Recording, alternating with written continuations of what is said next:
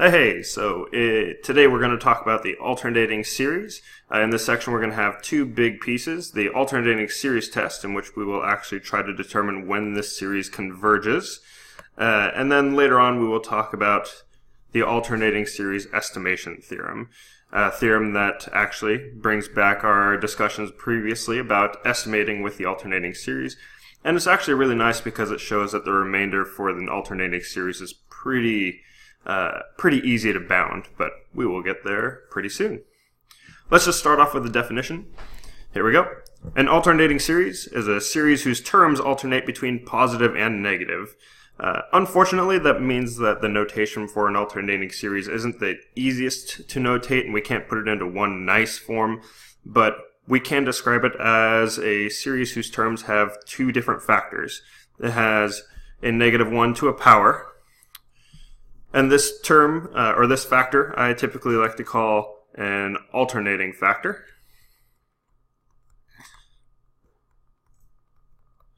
And when we isolate the two different factors of an alternating series, we get the alternating factor, and then we get this other piece, b sub n, that's just kind of the what's left. But the nice thing about an alternating series is that because we have a series whose terms alternate between positive and negative, for example, we might have a series that looks something like maybe 1 minus 2 plus 3 minus 4 plus 5 minus 6, etc. So we have our first term being positive, second term being negative, third term being positive, fourth term being negative, etc.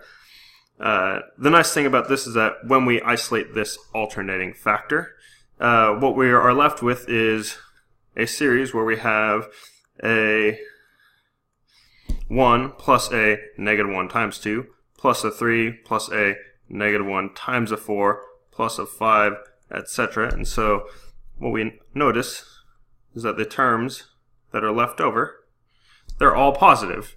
So when we think about what's left with an alternating series, we have an alternating factor and then a factor that is always positive. When we isolate the different factors in an alternating series, this allows us some strategic advantages where we will actually be able to talk about whether this series converges or diverges, or really in this case, what we're going to find out is we can't really determine anything about divergence. We can only determine about convergence. We can do that by actually just ignoring the alternating factor, but we'll see how that looks in just a moment. Alright, so let's say we actually have an alternating series, and let's say our alternating factor has an exponent of n minus 1, just for the sake of argument. When we plug in a 1 into this, then we will get a negative 1 to the 1 minus 1 times b sub 1. So that would actually be a negative 1 to the 0, which would just be a 1, and we'll get a first term of b sub 1. The next term would be a negative 1 to the 2 minus 1 times b sub 2. And negative 1 to the 2 minus 1 is going to be negative 1 to the power of 1. So that would actually make a negative, and then we're left with a b sub 2. And so from just checking these couple first terms, we can really see that our alternating series is going to have a positive b sub 1, a negative b sub 2, positive b sub 3, negative b sub 4. You don't have to check this every time, but I just wanted to go through and show where this alternating part comes in and just show how this negative 1 alternating factor really looks and how it works. So let's say we have an alternating series of this particular form. Now, we're going to make three different assumptions about this leftover factor, this b sub n. We're going to make the assumption that b sub n is a positive sequence, b sub n is a decreasing sequence, and the limit of this sequence, b sub n, is 0. Now, it's really important to notice that we are talking about b sub n. We're not talking about the entire form of each term of this alternating series. We're only looking at b sub n, just this part. So in this case, we're looking at the sequence b sub n, where the first term of this sequence would be b sub 1, the second term would be b sub 2, the third term would be b sub 3. The fourth term would be b sub 4, etc. Now we are assuming that this sequence is positive, decreasing, and the limit of this sequence is 0. And these three assumptions are really going to help us out when we come through this justification. We actually try to visualize what a series like this will look like. So down here we have this number line. Let's start graphing this particular alternating series. The alternating series b sub 1 minus b sub 2 plus b sub 3 minus b sub 4, etc. So the first term of this series is a positive term, positive b sub 1. So on this number line, this is going to look like we're going to move to the right of 0 by an amount of b sub 1. So let's say maybe b sub 1 is this big. So here's b sub 1, and I'm going to start actually graphing the partial sums. So this would be the first partial sum. Now when we go to the second partial sum, then, well, if the first partial sum is just b sub 1, the second partial sum will be b sub 1 minus b sub 2. So we're going to go from s sub 1 backwards an amount of b sub 2. But it's actually really important to remember that our sequence b sub n is a positive sequence, so all these terms in and of themselves, b sub 1, b sub 2, b sub 3, these are all positive amounts. So when I'm subtracting b sub 2, I am subtracting a positive amount. I'm never going to end up in this situation where I'm subtracting a negative amount, where I would get two negatives canceling each other out and going forward. I'm actually going to always be subtracting a positive amount. This sequence is decreasing, which actually means that when I subtract b sub 2, then I'm going to go from s sub 1 backwards an amount of b sub 2. But because b sub 2 is part of this decreasing sequence, it can't be any bigger than b sub 1. It cannot go past that particular line. So let's just say that b sub 2 is maybe this big. This would mean that when I drop down, s sub 2 would be right here. Then when I go to s sub 3, our third partial sum, I'm going to take b sub 1 minus b sub 2, and then I'm going to be adding b sub 3.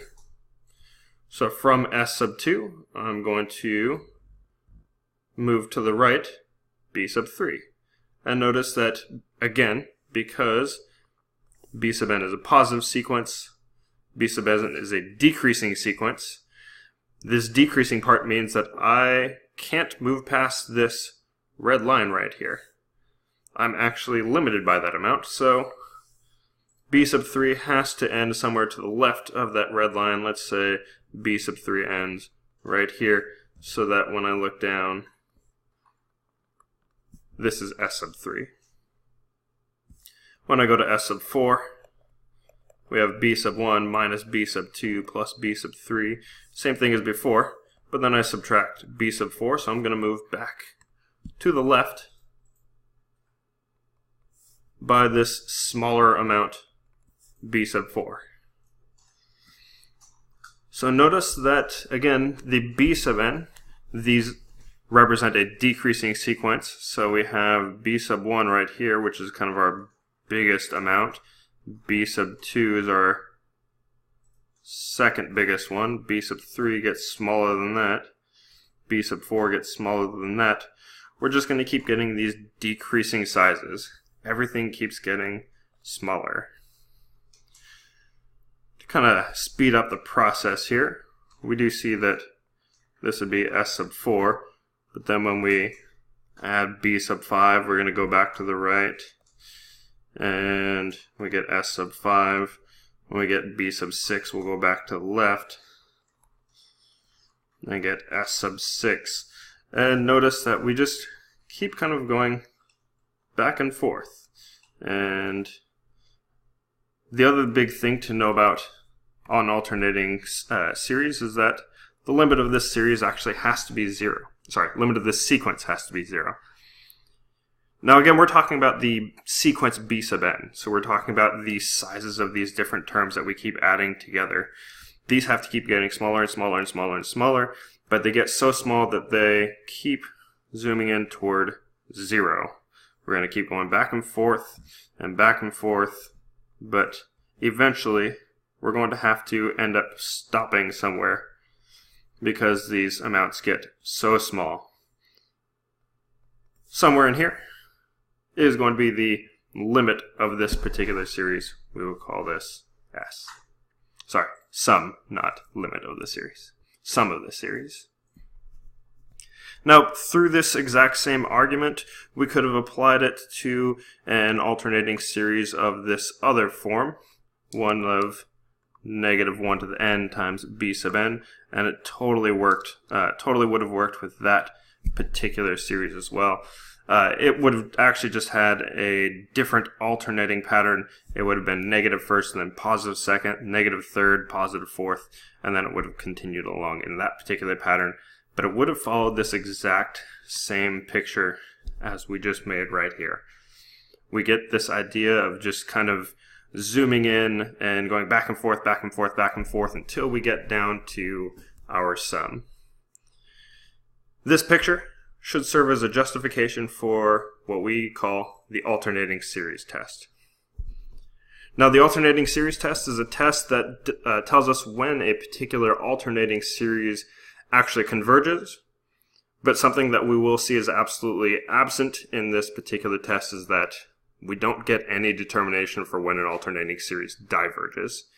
But it does tell us that if you do have an alternating series, the sum as n goes from 1 to infinity of a sub n, where the terms of this series are alternating, either having an alternating factor of negative 1 to the n minus 1 or negative 1 to the n. And it is important to note that it doesn't actually have to be negative 1 to the n minus 1 or negative 1 to the n. It just has to be some sort of a factor to indicate that we have this alternation happening, that we have a positive, then a negative, then a positive, and then a negative. We could have an alternating factor of a negative 1 to the n plus 1. We could have a negative 1 to the 2n plus 1. Anytime we have just some sort of this alternating factor. Actually, I'm going to go back on what I said. This would not be an alternating factor, so don't worry about that one. Just look at negative 1 to the n plus 1, or maybe a negative 1 to the n plus 3, something like that.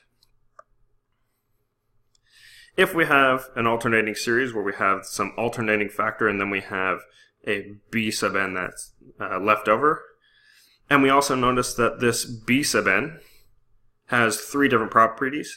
It is a positive sequence, it is a decreasing sequence, and the limit of the terms of this sequence is 0, then we can automatically conclude that our original alternating series will converge every single time. We just need to show that our particular series has these 3 properties. So let's try this out. Here's our first example. Let's determine whether the alternating harmonic series is convergent or divergent. As with every other time we ever determine whether a series is convergent or divergent, we should justify our conclusion as specifically as possible. As you've seen in previous videos, you can determine convergence or divergence in a whole bunch of different ways, and the way that you actually determine it really depends on the particular strategy that you're going for. So if you conclude whether a series is convergent or divergent, or if you ever conclude anything mathematically, you should have some sort of a justification. So let's actually try to determine whether this alternating harmonic series is convergent or if it is divergent. So, an alternating harmonic series, this is going to be a series of the form sum as n goes from 1 to infinity of negative 1 to the power of n divided by n. So this is going to be a series that has the form, if we plug in 1 for n, then we get a negative 1 over 1. If we plug in 2 for n, then we get a negative 1 squared, so that's that positive, and then divided by 2 this time. And an alternating harmonic series is, well, we have the harmonic series, a series that we know to be divergent. But in this case, we don't have the alternating, or we don't have the harmonic series, we have an alternating harmonic series. So instead of adding all these terms together, we're going to have to subtract the first one, add the second one, subtract the third one, add the fourth one, subtract, add, subtract, add, etc. So we have a different series. This one actually might converge. It might still diverge like the harmonic series, but it actually might converge as well. But in order to determine that, we notice that all of these terms are alternating in terms of plus and minus, so that's a pretty good indication that we might want to use the alternating harmonic series test. Alternating series test. So, we have these three different properties to check, but we're not checking these three properties, positive, decreasing, and limited to 0. We're not checking these properties for all of the terms of our sequence, but we are checking them for the sequence of terms 1 over n. Because this series has terms of -1 to the n over n, which can be written as -1 to the n times 1 over n. Here is our alternating factor. If I can spell alternating factor. And when we isolate the alternating factor, then what's left would be b sub n. So in this case, we have a sequence of terms 1 over n. We need to check to see if this is positive. We need to check to see if this is decreasing. And we need to check to see if the limit of this sequence is 0. So let's check these three things. First of all, we need to check to see, is the sequence 1 over n positive?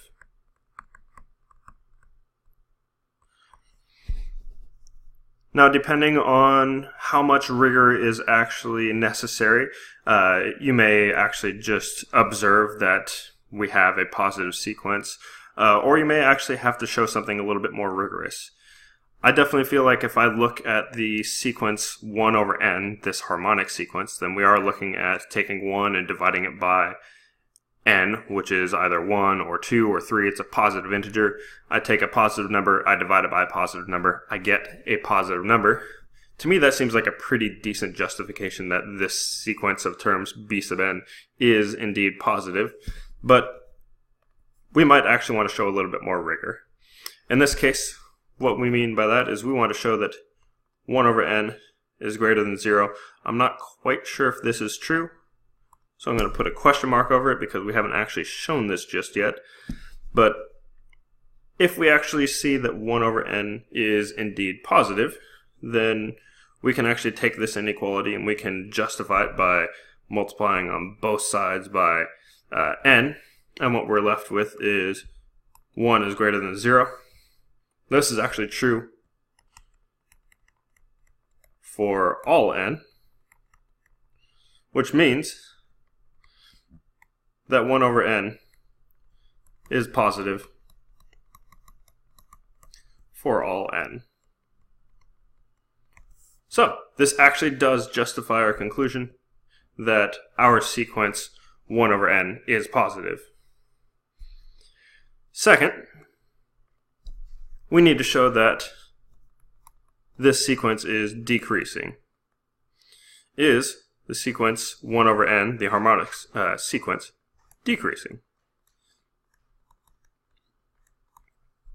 Now again, I feel like it's pretty clear that this particular sequence is decreasing, but if you want to show a little bit more rigor, then what this means is that we want to show that b sub n plus 1 is actually less than b sub n. Now, depending on where you're getting your particular information and your definition of decreasing, it might actually be b sub n plus 1 is less than or equal to b sub n, but actually either is sufficient. In this case, let's just use the less than or equal to. Now, for our particular alternating, or our particular harmonic sequence, b sub n plus 1 would be 1 over n plus 1. And b sub n would be 1 over n. So we're actually trying to determine for which values of n this particular inequality is true. If we multiply both sides by n, which is a positive value, so it never changes the inequality symbol, then we get n over n plus 1 is less than or equal to 1. And if we multiply both sides by n plus 1, then we get n is less than or equal to n plus 1. And this is a statement that looks pretty true no matter what value of n you use. If we finish this off by subtracting n from both sides, then we get that 0 is less than or equal to 1, which is true for all values of n, just like this last one. So, what we conclude from this is the harmonic sequence is decreasing for all n.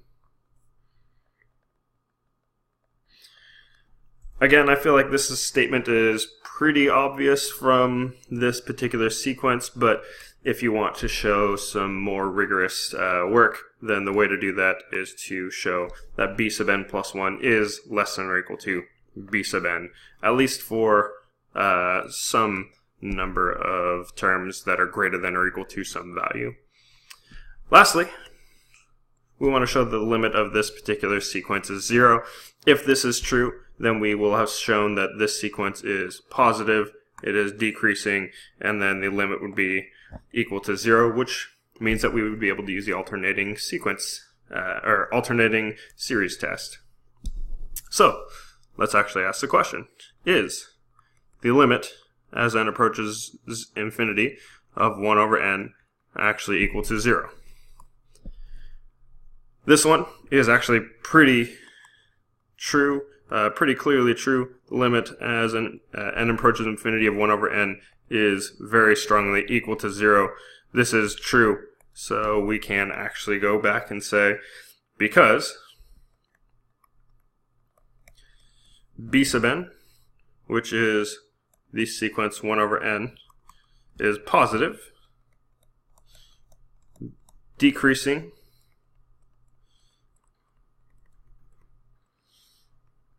and the limit as n approaches infinity of 1 over n is equal to 0 by the alternating series test. Alternating series test. Something that I'm going to abbreviate as AST. By the alternating series test, the series n is equal to 1 to infinity of negative 1 to the power of n over n is convergent.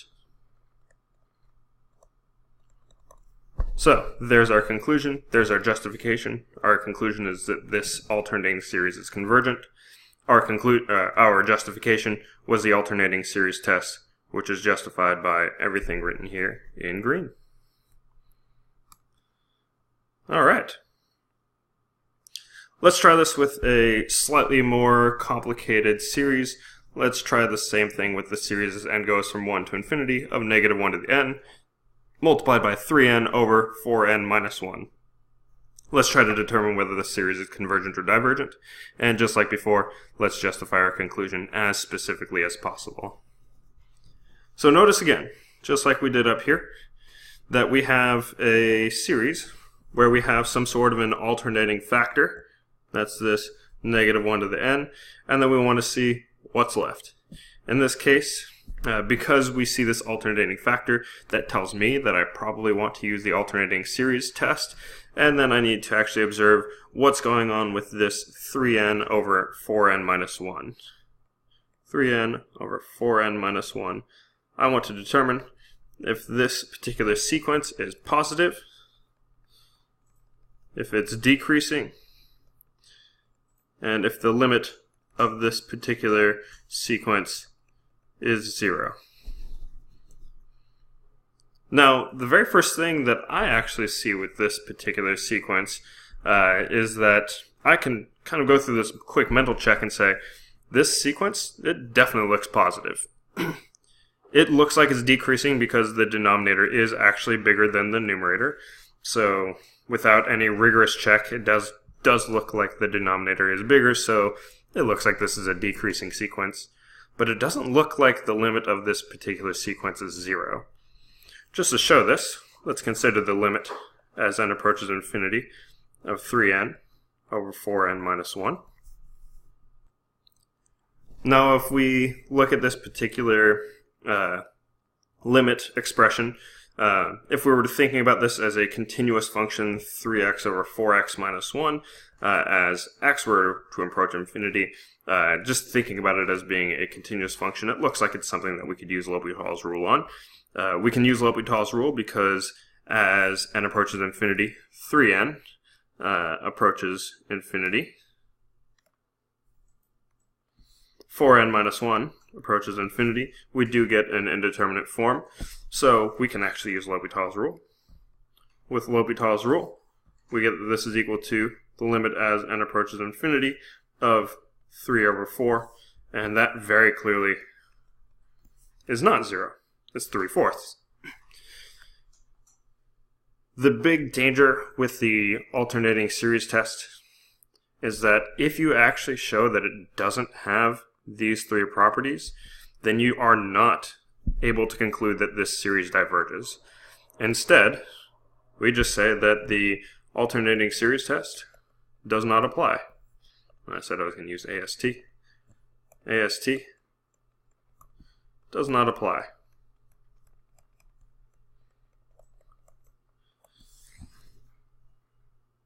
We can't really make a conclusion at all. At least not with the alternating series test. Something that we are able to show, though, is that if we were to look at the limit as n approaches infinity of our particular sequence, negative 1 to the n, 3 to the n over 4n minus 1.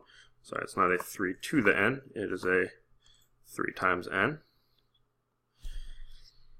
This particular sequence doesn't have a limit that's 0. Because the limit of this particular sequence is not 0, we can actually say that this series does diverge. So, this series as n goes from 1 to infinity of negative 1 to the n times 3n over 4n minus 1 diverges. But we do have to justify our conclusion. This series does not diverge by the alternating series test, but it diverges the divergence test.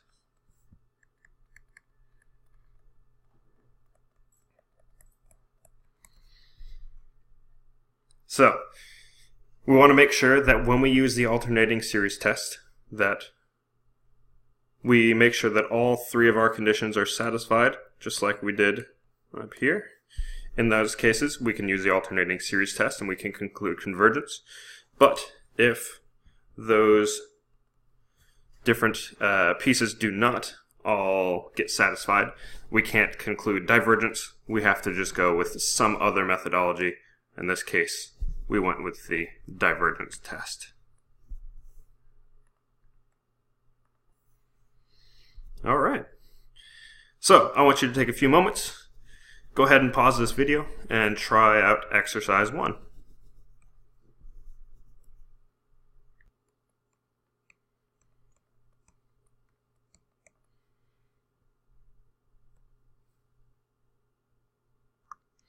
Alright, so let's try this one out. So we want to determine if this particular series is a convergent or divergent series, and we want to make sure to justify our conclusion as specifically as possible. Now, you're learning a lot more tests now. You have the integral test, you have the comparison tests. We now also have an alternating series test. So we want to make sure that we know exactly which test to use for which particular times. It's not wrong to try to use other tests, but just make sure that it satisfies all of our hypotheses and that we actually can use this test. A lot of these look for visual cues, and I think the alternating series test is probably the easiest one to determine when to use because we're always going to have this alternating factor. The moment you see some sort of a power of -1, that's usually a really good indication that you're going to want to try to use the alternating series test. So, that's my visual cue. That's what my justification is for why I'm going to try the alternating series test. Let's try this out. When we're looking at using the alternating series test, we need to identify a sequence b sub n. In this case, our b sub n is the sequence n over n cubed plus 1. So we need to determine, is this sequence positive? Is it decreasing? And is the limit of this sequence 0? First of all, looking at n over n cubed plus 1, we know that n is greater than 0. And we know that n cubed plus 1 is greater than 0. And these are true for all n. So to me, this seems like a pretty good justification that n over n cubed plus 1 is greater than 0 for all n. Therefore, we are actually showing that the sequence of these terms is positive. Next, we need to actually see, is this particular sequence, n over n cubed plus 1, decreasing?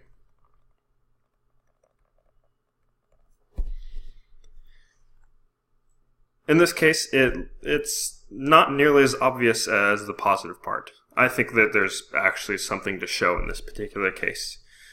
Last time we showed that if you want to justify decreasing, then you can show that b sub n plus 1 is less than or equal to b sub n. But this isn't the only way to show decreasing. In math, especially like this in series, there's a lot of different justifications we can use for different pieces. So, in this case, I'm going to call back to calculus and actually think, how can we show that something is decreasing using differential calculus?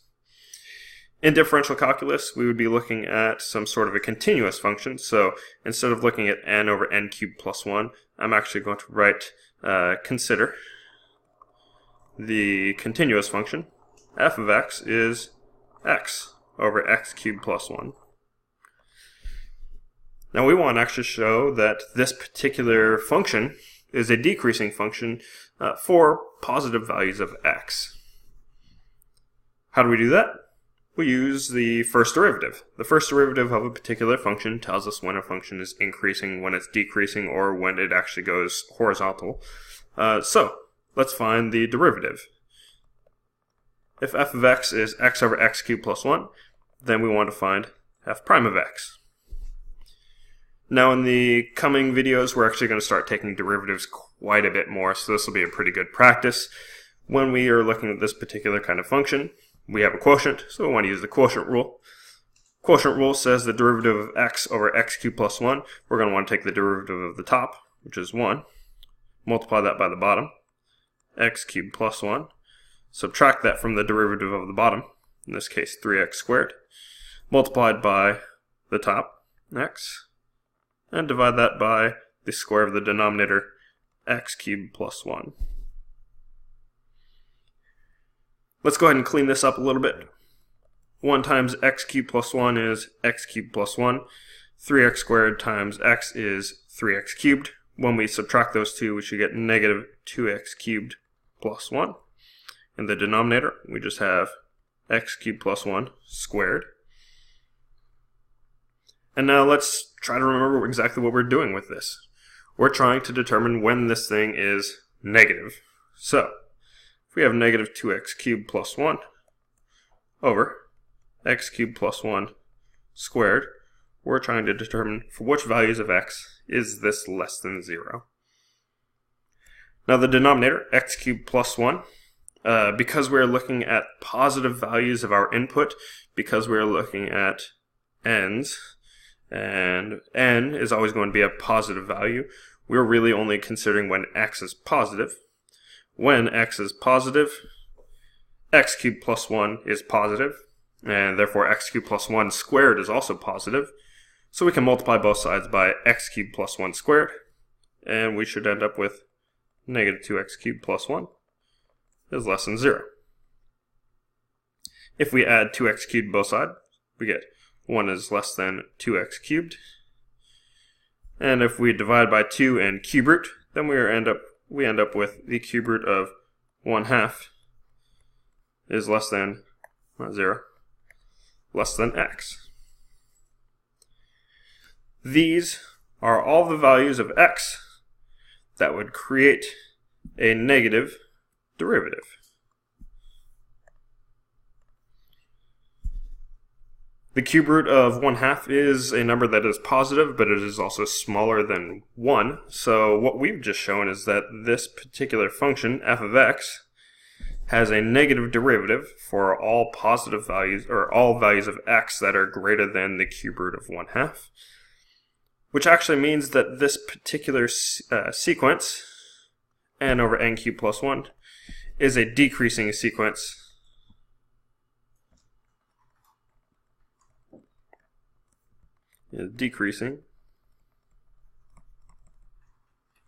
for all n. Technically, n greater than the cube root of 1/2, but that means n is greater than or equal to 1, which is all the n's that we are going to be considering.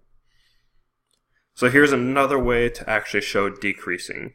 We have kind of this observation method. If it's very, very, very obvious, we have this b sub n plus 1 is less than or equal to b sub n. We also have taking the first derivative of the associated continuous function.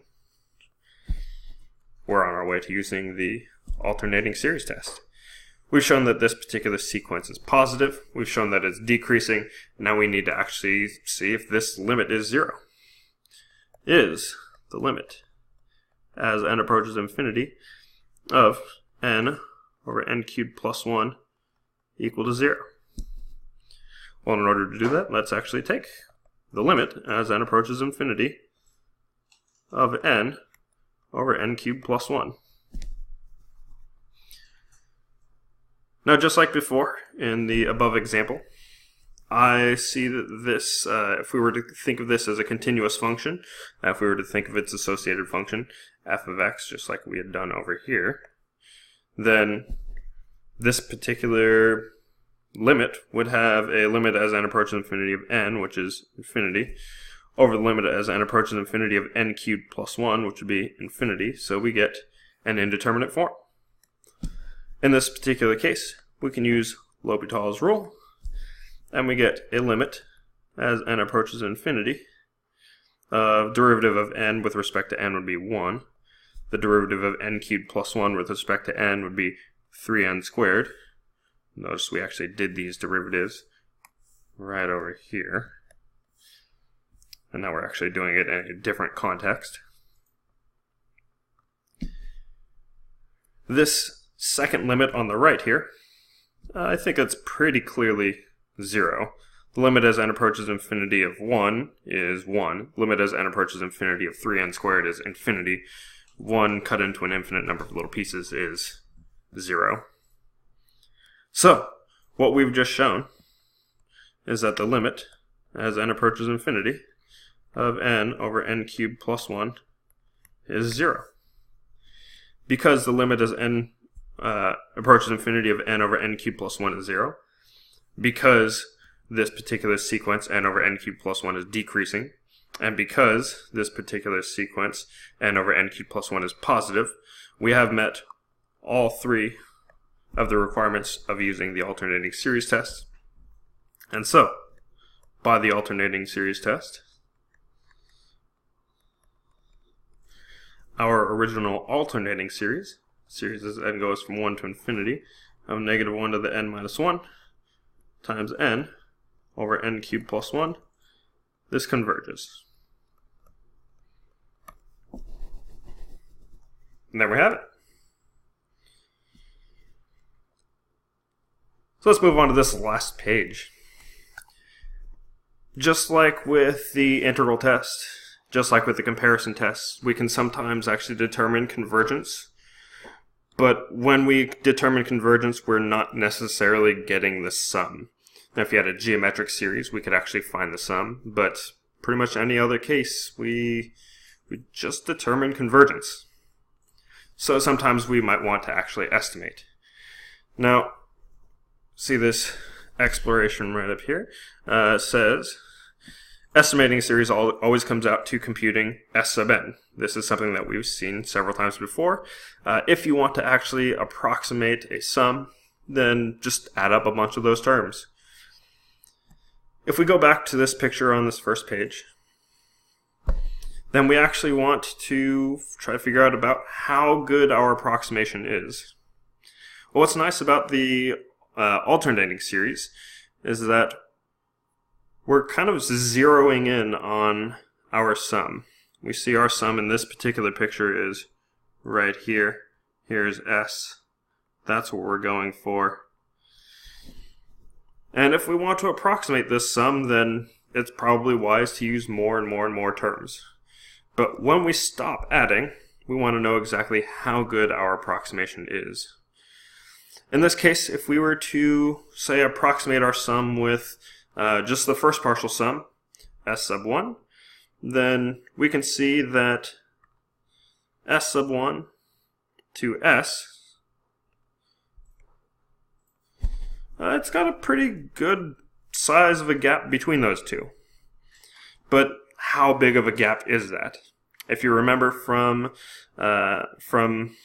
the estimations and remainders video, then we're looking at R sub n is always going to be S minus S sub n. So we want to find the difference between our sum and our approximation. In this case, that's going to be represented by this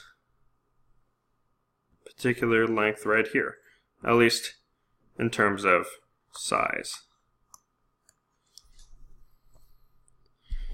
Now I want to know exactly how big, or maybe have a limit on how big this particular size is. And something that we're going to notice from alternating series is that each particular approximation is going to be really as good as the next term that you didn't add. That is, we just added the first term, and if we look at the second term, then the second term is this big. That color is kind of similar, so here's the second term. Now, B sub 2 is this big. It's bigger than our remainder. And if we keep looking at this particular pattern, maybe we were to approximate our sum with S sub 2, then S sub 2 is this big. The difference between S and S sub 2 is this much. But if we were to approximate this particular sum with S sub 2, then we want to know about kind of how big or how close our approximation is. And if we look at the next term in this series, B sub 3 was this big. So our remainder is smaller than B sub 3. If we were to use S sub 3, then the difference between S and S sub 3 is this much. But B sub 4, the next term in the series, is this big. So our remainder is smaller than B sub 4. Every single time we make any sort of an approximation, our approximation has a remainder that's smaller than the next term of our series. For example, here was, say, S sub 5, then B sub 6 is this big. Our remainder is smaller than the next term in the series. If we were to come way down here, and this looked like B sub 7, B sub 8, B sub 9, if this was, say, S sub 9, then B sub 10 would be a little bit bigger than that. Our remainder is always smaller than the next term of the series. Which brings us to this particular theorem. If S actually is the sum of an alternating series, either having an alternating factor of negative 1 to the n or negative 1 to the n minus 1, or just having some sort of an alternating factor, where B sub n does have the exact same three conditions that we keep insisting on. B sub n is positive, it's decreasing, and the limit is 0. then we can always conclude that with an alternating series, the remainder, or the size of the remainder, which is equal to the size of s minus s sub n, is always going to be less than or equal to the next term in our series. And we are always thinking of this next term not as the next term of our alternating series, but of the next term b sub n. So, let's try an example of actually approximating a sum. Alright, so example 3 says, approximate the sum of the alternating harmonic series accurate to the nearest thousandth. So way back on the second page, we already determined that the alternating harmonic series is a convergent series. So if it's convergent, it must have some sort of a sum. We don't really know what that sum is, but maybe we can approximate it. So with approximating any particular sum, we can always approximate it with s sub n. But we don't just want to make an approximation. We want to make sure that our approximation has some degree of certainty. Let's try to get some sort of degree of accuracy to the nearest thousandth. So, first, we're going to need to determine exactly how many terms that we might actually need.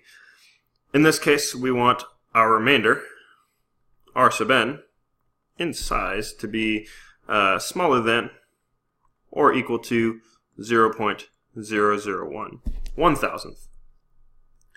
Well, if we had the integral test, we would have some sort of a way to bound our remainder, but because we have an alternating series, because we're looking at the alternating harmonic series, just to write it out again, this is the series as n goes from 1 to infinity of negative 1 to the n over n.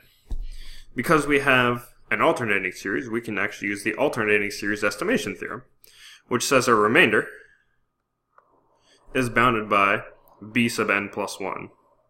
So, if we ensure that b sub n plus 1 is less than or equal to 1,000th, and we know that r sub n is less than or equal to b sub n plus 1, then covering up this middle stuff right here, we can actually see that r sub n is less than or equal to 1,000th in this particular case.